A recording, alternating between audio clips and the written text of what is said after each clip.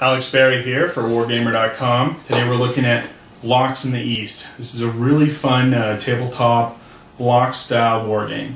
It's set in World War II. It's the Russian front, Germany's invasion of the Soviet Union. Now, like most block games, this has a fog of war element, and so you can see your opponent's blocks. They're standing upright, but you don't know what type of unit it is or the strength of that unit. So that's sort of how generally block style war games work. That's what we have here. Now the map is quite huge. We'll take a look at the map in a bit, but it really varies because it's covering the entire campaign really. What's neat, however, is the game comes with several scenarios. So you can play the full campaign, which is going to take, 30-40 hours, or you can play, a short 2-3 hour scenario. So there's something here for everybody. If you're an evening-only gamer, you can fit something in. If you're the type of person who wants to set up play for the whole week, there's something here for you there too. So I think it's well done that way. The rule book is it's pretty decent. There's a table of contents at the front, which they call an index, but there's no real true index at the back or anything. Where I want to look up something under, say, Z, find zone of control there, look it up, or R, okay, river crossing. How does that work? And look it up. So that's one of the poorer things. Otherwise, however, things are well explained in the rulebook. I think there's some issues. Some of the stuff's kind of awkwardly phrased. You can tell it's not a native English speaker who wrote this, but the meaning still comes through there. This is an Italian production. It's by Emanuele Santarini. I'm probably pronouncing that wrong, so I apologize if he's watching. But it's by Vento Nuovo Games. And it's color rulebook. Units are laid out, what they can do, how attacks work, how things move, optional rules, scorched earth type policies. It's all, how tech level can work. It's all in here. It's pretty good. You've got the scenarios at the back, and then at the back is sort of how setup is. Now setup is going to vary each game. I think it's going to add some replayability, especially for the smaller scenarios. Because you've got Army Group North, Army Group South, Army Group Center, and you've got the certain units that will be part of it, but you can set them up kind of uniquely each game. I think that's definitely adds interest for especially the beginning of the game, which could otherwise might become stale. That I know these blocks are always going to be right there. No, the setup is varied and random. I think one of the issues with the map, however, is there is no, the hexes aren't numbered. So most, war games, you got hexes and you want to number it. Especially if you're playing a longer campaign here and you want to take down the table, just record where your units are and set it back up, maybe a month later or something. You can't really do that here because the hexes aren't numbered, which is unfortunate. That's one of the bigger issues, I think, with this production. You have here both a Soviet and a German setup chart, because some of the blocks aren't going to start up at full strength. So you divide up the Baltic Military District, Kiev Military District, Western Military District, and they list the blocks here. It's listed in NATO symbols, and just the strength that they're at, what they roll at. Now, for the blocks themselves, you can sticker them in either the picture, so a picture of a tank, a picture of an infantry, which I kind of prefer, which I've done, but they also comes with the game are sort of the NATO symbols. So if you're someone who really likes the NATO symbols and you want to set those up, you can do that. So I've got an extra sheet here of stickers for the NATO symbols, which I haven't done. Game also kind of comes with an interesting player aid. I think that's good because sometimes when you're reading the rules, you still can't really follow or get into, okay, how is this playing out in my mind? And here, so there's an example of play, which I think is really helpful. I think there's really a lot to this game. You know, basic game is you're just going to have standard tech development. You don't have to put production points into technology if you're playing an advanced game. That you can do that. So there's just a lot of depth to how complex do I want to make the game. And even at the basic level, there's enough tension, there's enough interesting decisions to really make this game unique, worthwhile, and, you know, getting into you know, the Russian front. I think it's an excellent game, but let's take a look at how it actually plays. And I've set up sort of a smaller scenario, the road to Rostov, and let's take a look at it now. So here's the board setup for the road to Rostov scenario. So we zoom in here, we've got different units. We've got this light blue here, this is Romanian, below it are German. We have Hungarian units. Now one of the rules is the Hungarian units can never be in the same hex as Romanian units. I think an interesting rule. It's kind of historically accurate. And we have the Germans over here and Soviet blocks behind. We zoom out here, just kind of see the size and scope of this map. You know, it goes all the way up here in the Baltic. And we've got the Black Sea down here. Here is the sort of player aid built into the board. Really would have been nice, I think, had the game designer chosen to make two separate player aids, one for each player, not put it on the board, because then you could have used this space to make all the hexes a little bit bigger. We have the production track down here. Hungarians have 1 production, Romanians 2, Germans 5, and Russians 15 in this scenario. And then over here we have sort of the setup for the Army Group North, you know, and the Axis powers, Army Group Center, and so on. As I showed you, there was the separate sheets that you could do that on. I think that really could have reclaimed all this space here to make the hexes bigger, because unfortunately now we're having to stack blocks on top of each other. You know, I think these player aids are good. This is sort of the turn order tech level. It explains that.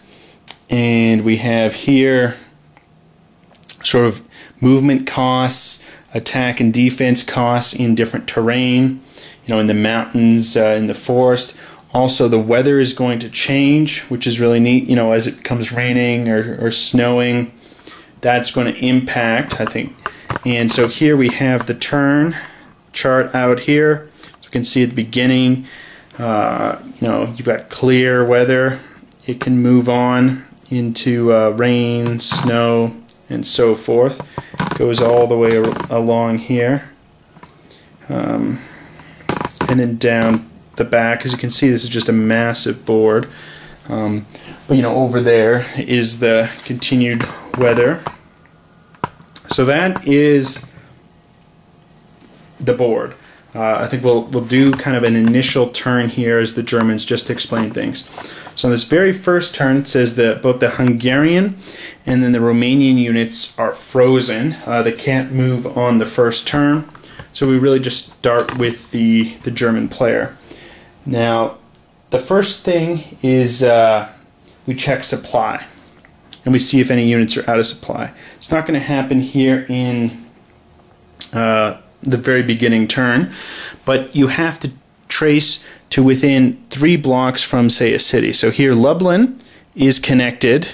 It's connected off board, and so this is in supply from off board into that city, and then you can trace 3 hexes from an in supply city. So all of these German units here are going to be in supply because they're within 3 blocks from Lublin.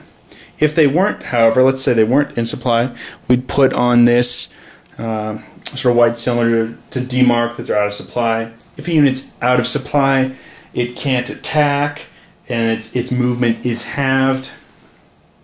And if it's unable to get back into supply, then it's going to be eliminated at the end. So I think that they could have used something else besides these sort of white cylinders. They can kind of get knocked over or roll kind of easily. It would have been nice if they picked something else, but that's what they've done. That's how you demark supply. So after checking if something's in supply, we then go to the production phase. It's not going to apply in the very first turn, but in the production phase, so the German player has 5 production. Now to go up different amounts are going to cost things. So to go up a white step, so say from this 5 to the 7, that would have been 2 production points. If, however, you're going up here, we go from the 2 to the 3, it's a black increase, then it's only 1 production point. So that's sort of how different productions demarked in this base game, which is, I think, interesting. This kind of elite unit, which is going to roll 7 dice on their full step, can do quite some damage. So first turn, these units here are frozen, so we're going to first, after doing the production phase, we then do the strategic rail movement phase. So the German player can move 4 units via strategic rail. Now you can't move, it has to stop if it comes into a hex that's adjacent to an opposing unit. There's some unique rules in the winter time that German player, his locomotives aren't winterized properly for the harsh winter that came in 41-42. But right now, we're starting the game in June. It's not an issue, so we can strategic rail movement all 4 units. But again, this is really the beginning of the scenario. His units are already up front at the border, so we don't really need to do anything further.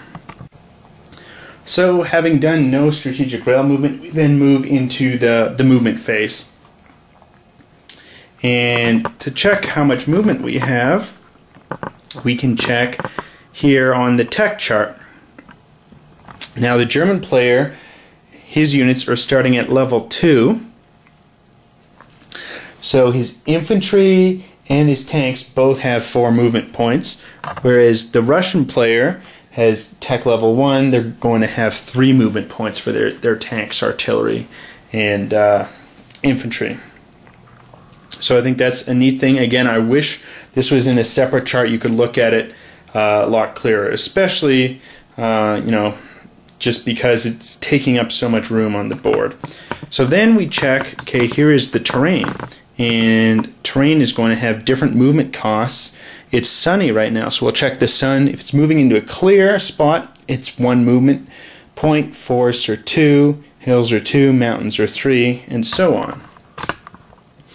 So the German player here is going to decide to move. He can move in these units, 1 into the clear, and then 3 into the swamp, and just end his turn there. You can have these units attack there, and these units attack there. So after the movement, we then have a defender reaction phase. So he knows, okay, these units are going in and these units are going to hit there.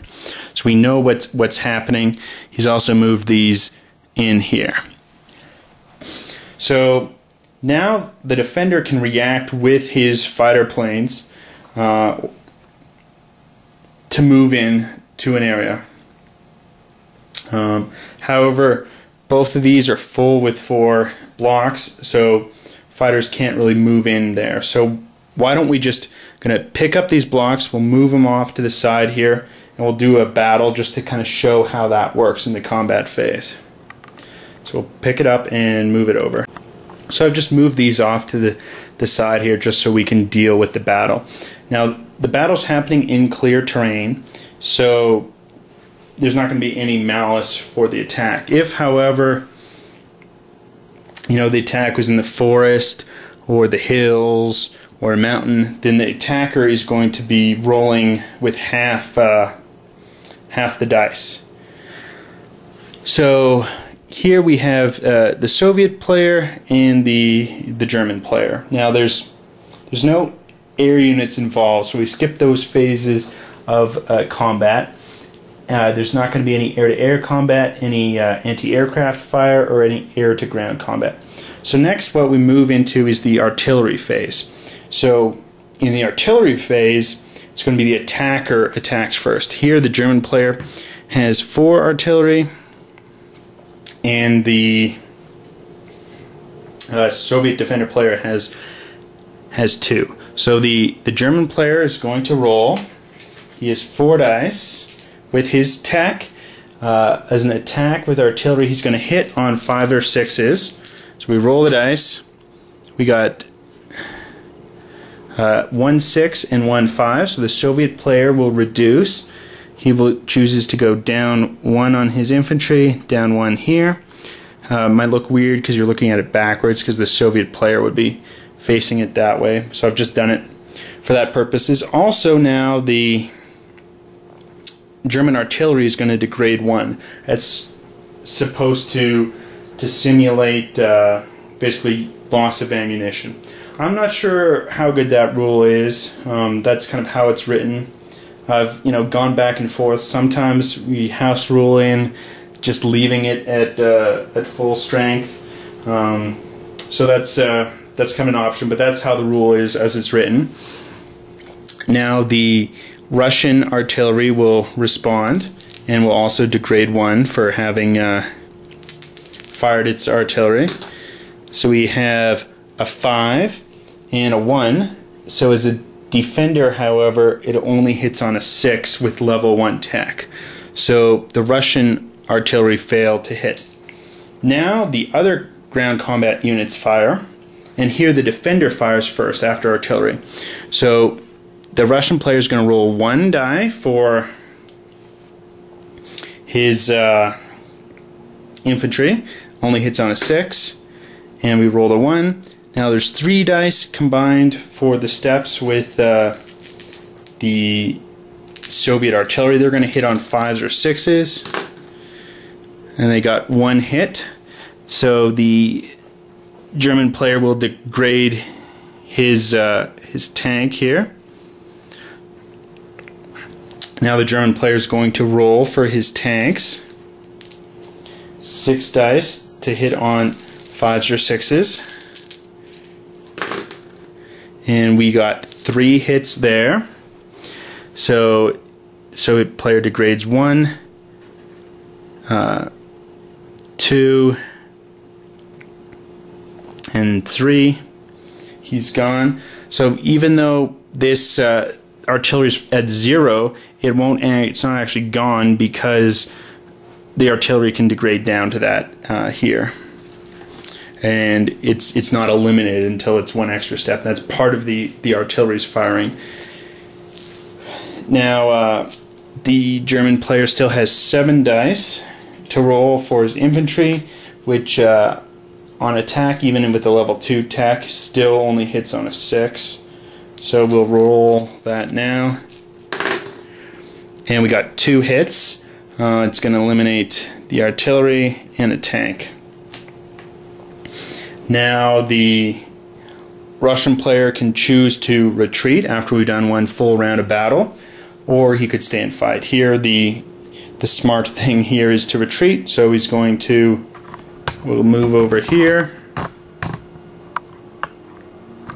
He will retreat 1 block here, and then these will occupy the hex where the battle took place. Now we would then move on and then do the next battle. I'm not going to do it now just because you've seen how a battle works. After that is then going to be a blitz phase, where the artillery, the armor, I apologize, the armor or the tanks can move. They still have to have however movement points left. So here they both move. For instance, the battle we've just done, they've moved 1 space here into the clear zone. So they can move and continue to attack. The armor would have 3 movement points left. So they could move, you know, another space in here and start a battle right here if they wanted to. That would be a possibility. So after the blitz phase, where you can move and attack, the armor then get another armor exploitation phase, where